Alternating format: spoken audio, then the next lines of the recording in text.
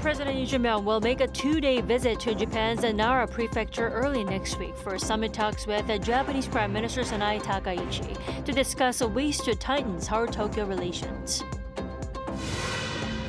South Korea has set its New Year's growth target at 2%, with the government focusing on strategic industries including chips, defense, and bio. The final verdict for the impeached former President Yoon Suk Yeol over leading an insurrection through a martial law declaration will be made in the coming hours, with all eyes on the level of punishment. We begin at the Blue House, where South Korea's top security advisor announced the details of President Lee Jae-myung's trip to Japan next week. Our correspondent Song Yoo-jin has our top story tonight. President Lee Jae-myung is set to embark on his second overseas trip of the year, heading to Japan just a week after wrapping up his visit to China. The president will visit Japan's Nara prefecture for 2 days starting Tuesday for talks with Japanese Prime Minister Takaichi. The summit in Nara, Prime Minister Takaichi's hometown, is expected to further deepen the personal rapport between the two leaders and solidify shared understanding on advancing a future-oriented South Korea-Japan relationship. This will mark their second summit following their first talks in Gyeongju ahead of the APEC leaders meeting last October. Summit talks will be held shortly after President Lee arrives in Japan on Tuesday afternoon. The two leaders will discuss boosting bilateral cooperation across a wide range of areas, including artificial intelligence, people-to-people exchanges, and combating scam crimes. Notably, sensitive historical issues will be on the table. We hope working on historical issues, including the Chosei coal mine, as an opportunity for humanitarian cooperation between South Korea and Japan.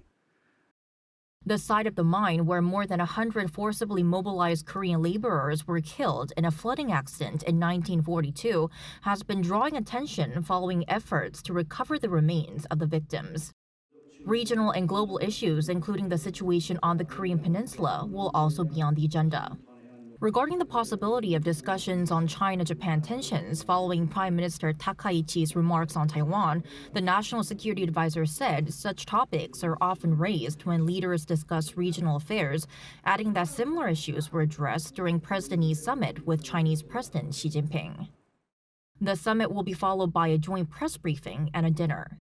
On Wednesday, President Lee and Prime Minister Takaichi will visit the Horyuji Temple, one of the prefecture's most iconic landmarks. The president will then meet with the local Korean community before returning home. The Blue House says President Lee's visit this time is expected to further strengthen Seoul and Tokyo's future-oriented, stable relations. At a time of shifting global dynamics and growing regional tensions, eyes will be on how President Lee will balance ties with neighboring countries. Song Yoo-jin, Arirang News. And Italian Prime Minister Giorgia Meloni will visit South Korea next week for a summit with President Lee. The Blue House announced on a Friday that Meloni will be on an official visit for 3 days from January 17th at the invitation of the South Korean president. The summit is scheduled for the 19th, where the leaders are expected to discuss cooperation on trade, investment, and science technology. Also on the agenda will be the Olympic Winter Games in Milano, set for next month, as the top office added that the president will ask his Italian counterpart to take special care for the safety of the Korean team. Meloni is the first Italian leader to visit Korea in 19 years. The South Korean government has unveiled its growth strategy for 2026. It aims to achieve a 2% growth rate this year, with a focus on semiconductors and strategic industries, as President Lee is set to enter the second year of his presidency. Our Blue House correspondent Yoon Jung-min has more. South Korea aims to achieve 2% growth this year, as announced during the 2026 growth strategy meeting. At the meeting on Friday, President Lee Jae-myung reiterated his will to make this year the starting point for the nation's leap forward. 올해는 이재명 정부가 경제 운영에 대해서 제대로 책임을 지는 첫 해라고 할 수 있겠습니다. 특히 반도체 등 전략 산업 육성과 금융시장 정상화 정책들은 우리 경제의 강점을 한층 강화하고 The government aims to focus on industries that are deemed strategically important, such as the chips, defense, and biosectors. Also, a sovereign wealth fund will be created, first starting with 20 trillion won, worth around 14 billion US dollars, to support investment in high-tech industries. Details will be announced in the first half of the year. Noting concerns over K-shaped growth, often used to describe polarization, President Lee on Friday once again vowed to take special care of those who are often marginalized, saying that it's a systemic matter. 경제 성장의 기회와 가시를 특정 소수가 아닌 모두가 함께 나눌 수 있도록 최선을 다해야 할 것입니다.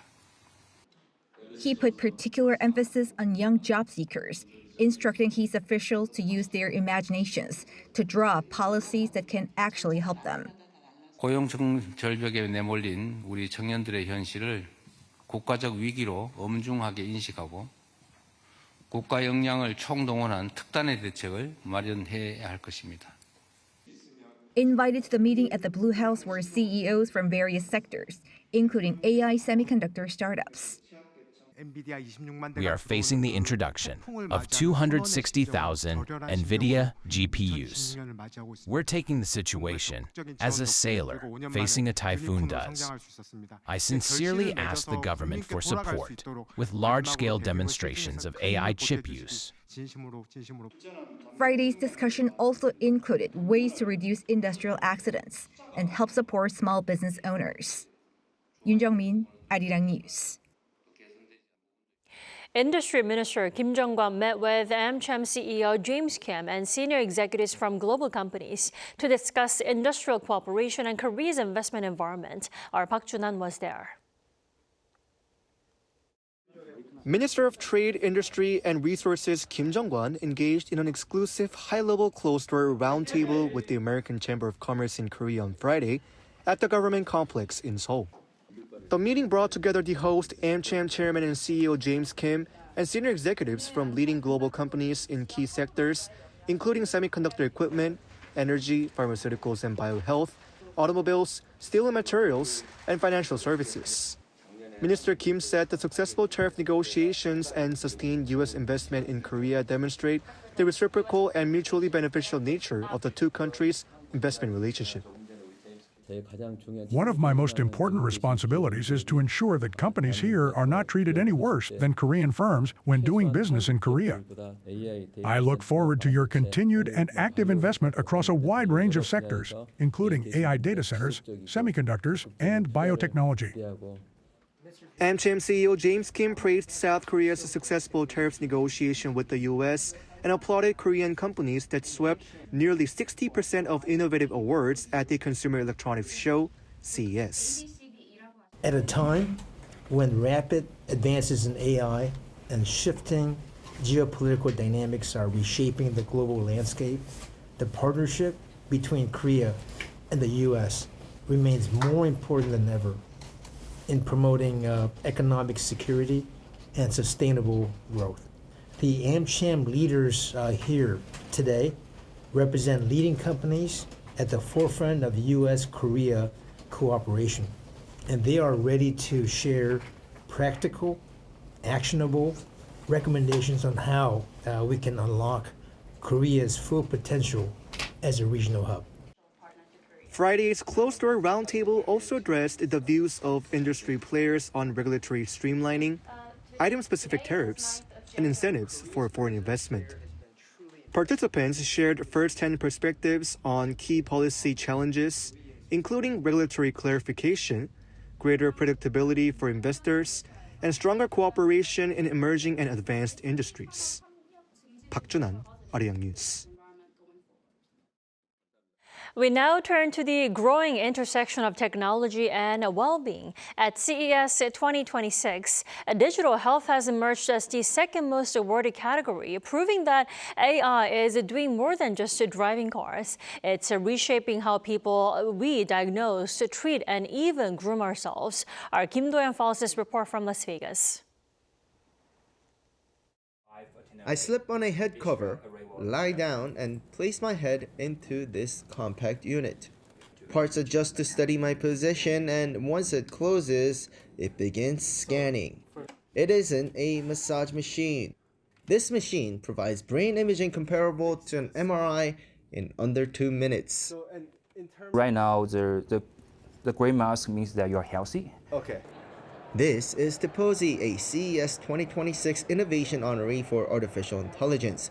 It is a prototype portable imaging system showcasing a new frontier in neuroimaging driven by AI, cutting an hours-long process down to 2 minutes. The system was awarded for AI as technology dedicated to personal well-being or digital health is seeing explosive growth. While tackling disease is one aspect, maintaining wellness is another. South Korea's AMCHAM is taking home 13 innovation awards this year, 3 specifically for digital health. Beyond massage beds, they showcased a home sauna that's compact and has AI features for the best experience. And finally, beyond internal health, preserving one's appearance is also capturing the global consumer's mind. With K-beauty on the rise, CES has become a prime stage for cosmetics tech. While a simple guy when it comes to beauty, I do worry about hair loss. This might look like a COVID test, but it's actually to check if you have any microbiome on your scalp. Microbiome imbalances can cause hair loss, so catching it early is key. By adding this test result to photos of my scalp, I get an instant diagnosis. The result, uncontent, though oiliness is something I'll need to manage. 지성주피 분들에게 관련된 추천 인그레디언트를 추천하고 있고요. 티트리나 징크, 클레이, 멘톨이 포함된 샴푸를 사용하실 것을 저희가 추천드리고 있습니다. Medicube, run by the largest Korean beauty device company by market cap APR, now generates nearly 80% of its sales overseas. Buyers from around the world, including Brazil, are flocking here to see how tech meets skincare. It's really something that people are looking for. PDRN, salmon, stem cells, even the spicules. This is something that people are talking more and more. So, and we do have some the K-drama fans over there. So that this is a direct link, right, between the culture, the consumer habits, and how people are seen in Brazil. From rapid diagnosis and rehabilitation to daily wellness and beautification, consumer electronics and digital health are becoming more diverse and more personal. Kim Do-yeon, Arirang News, Las Vegas. The expansion of semiconductor exports served to keep Korea's current account balance in surplus for November, continuing the second longest surplus streak on record. Ian-jin has the details. Data from the Bank of Korea on Friday showed South Korea's largest ever current account surplus for any November, driven by an upcycle in the semiconductor industry that led to strong exports. Continuing its 31-month streak, the country posted a surplus of $12.24 billion, up sharply from October's $6.81 billion. The cumulative surplus for the first 11 months of last year was also the highest level ever recorded at $101.82 billion, significantly higher than the $86.68 billion recorded for the same period in 2024. For November, exports rose 5.5% year-on-year, while imports dropped 0.7%. Chip exports soared 38.7%, while vehicle shipments increased 10.9%. The goods account posted a surplus of $13.31 billion compared to $7.82 billion from a month earlier. The services account recorded a deficit of $2.73 billion in November, which is lower than the $3.75 billion deficit recorded the previous month, mainly due to a surge in overseas travel demand. The financial account saw a $2.33 billion net increase as direct investment by Korean residents rose by $4.09 billion, while foreign direct investment increased by $1.76 billion.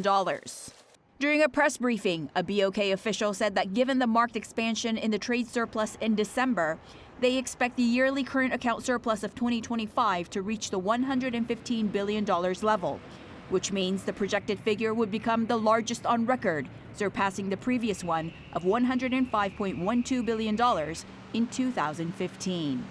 Ian-jin, Arirang News.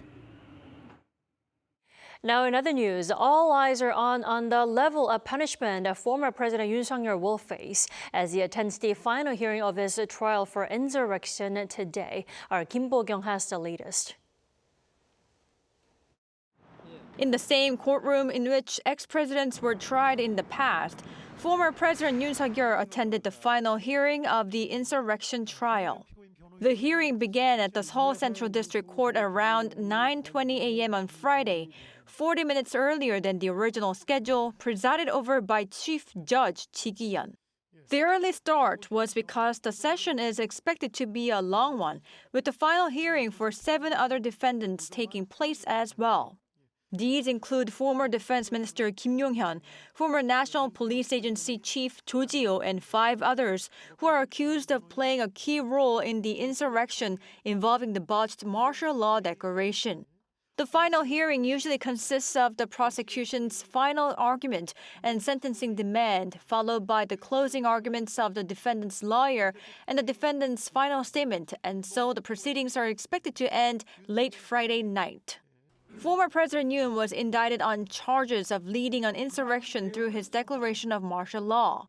He became the first sitting president to be indicted with physical detention in January last year, and the trial kicked off in February. What's notable is that he is currently attending the final hearing in the same courtroom where other former presidents faced justice, including Chun Doo-hwan and Do Tae-woo, who were tried retroactively in 1996 for their roles in the 1979 coup. They were sentenced to death and life imprisonment, respectively, although these were later commuted. Commentators are speculating on what the special counsel team will demand among the 3 options of punishment for the real leader of an insurrection: the death penalty, life imprisonment with forced labor, or solely life imprisonment. With sources reportedly saying the team is not considering imprisonment without hard labor as an option, some are speculating that the team may seek life imprisonment rather than the death penalty. Amnesty International has classified South Korea as a death penalty abolitionist in practice, as the punishment has not been carried out since December 1997. Kim Bo-kyung, Arirang News.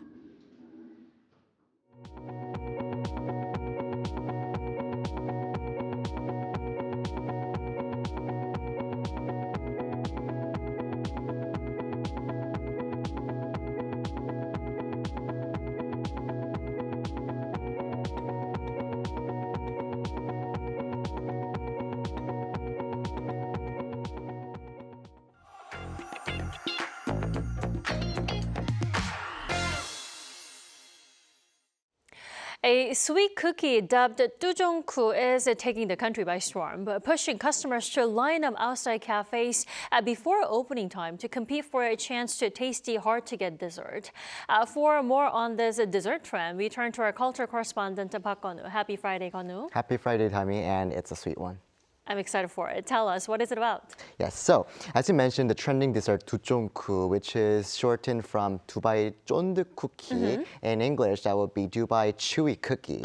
So it has become a must-try thing, but also one of the hardest treats to get in South Korea right now. And the craze has even been fueled by celebrities sharing images of the cookie on their social media, further driving public interest. And as a sweet tooth myself, I must have to give it a try more than once. So if you're curious about Tujongku, come with me. Long lines stretch in front of a cozy cafe in Seoul, despite the freezing weather. There's still time left before it opens, but what are they waiting for? It's the Dubai mochi-like cookie, the so-called Tujongku, behind Korea's latest dessert craze. The treat features Dubai chocolate filled with pistachio spread, mixed with kataifi, wrapped in a marshmallow coating that gives it its signature texture. The first customer in line says she arrived an hour before opening just to get one. I really love it, so I try to get to places as soon as they open when I have a day off, like today. I once got a bit complacent and thought I could take my time. I ended up getting there too late and missed out.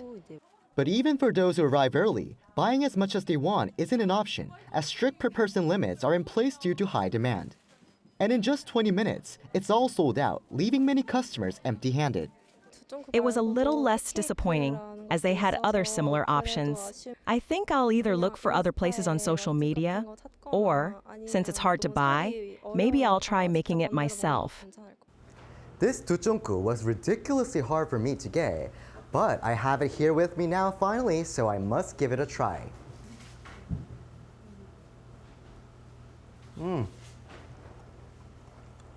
The outside is so chewy, the inside crispy and crunchy at the same time. But one thing you must be aware of is this cocoa powder all over your mouth. The price usually ranges from $3 to $5, but some versions sell for nearly $7 and even higher. While consumers have raised concerns about the high price, sellers say there's a reason. Ingredients like pistachios and kataifi are very expensive to source, and we price things with a minimal margin. I even call suppliers day and night to ask if they have extra stock. I even tell them I will go pick it up myself or pay more to secure it. Despite sellers struggling to keep up with demand, some worry this dessert trend may fade faster than expected, like previous dessert crazes in Korea, such as tanguru. Dessert trends like this tend to be short-lived, often about 1 or 2 years. While this cookie remains competitive as a reimagined version of Dubai chocolate, consumer interest is likely to shift when a more delicious, visually striking, or novel dessert emerges.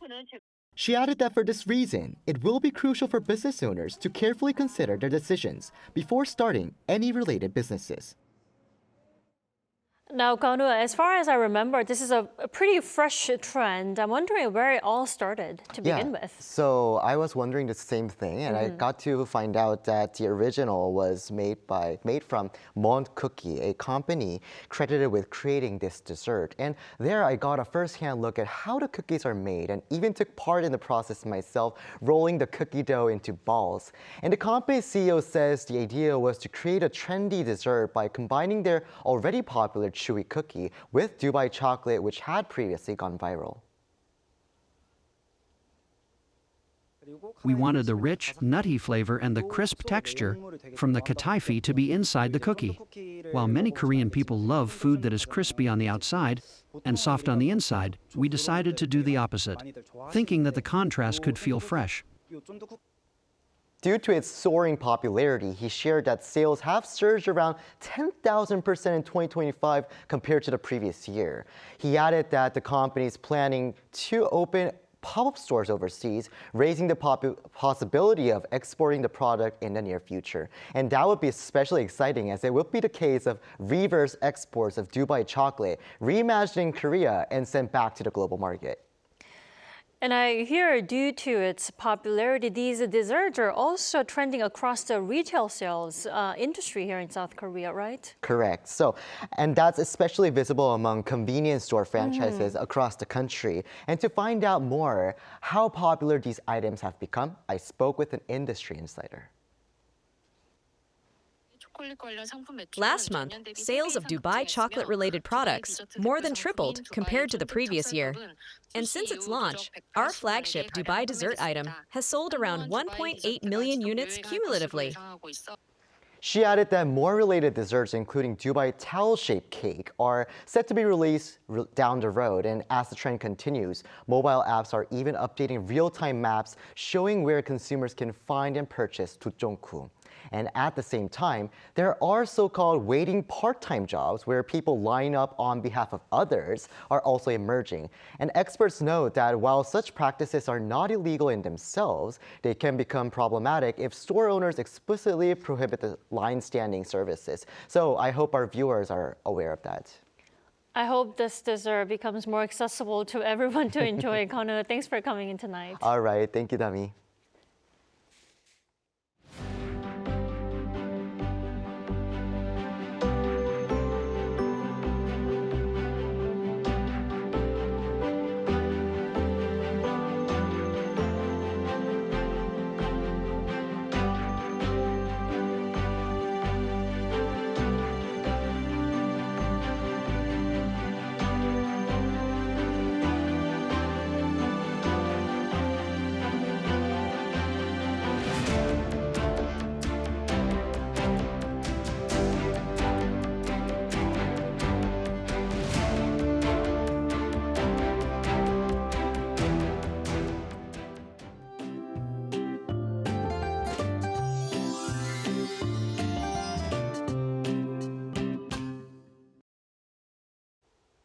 We had another freezing morning today with bitter cold hanging around early in the day. As we headed into the afternoon, warmer southwesterly winds blew in, giving us a short break from the cold. Another strong cold wave is expected to arrive again on Sunday. Later tonight, rain or snow will begin in the eastern parts of Gyeonggi-do Province and the inland areas of Gangwon-do Province. By tomorrow, it will spread all over the country. Seoul could have up to 3 centimeters of snow, while heavier snowfall is forecast in eastern parts of Gyeonggi-do, inland areas of Gangwon-do, the Jeollado provinces, and Jeju Island. Most areas will start off above freezing temperatures tomorrow morning. Highs will rise to 3 degrees in Seoul. Daegu gets up to 9 degrees. By tonight, strong wind advisories will be issued for coastal areas and Jeju Island. With dry air and gusty winds, please be extra careful to prevent any fire accidents. That's all for Korea. Here are the weather conditions around the world.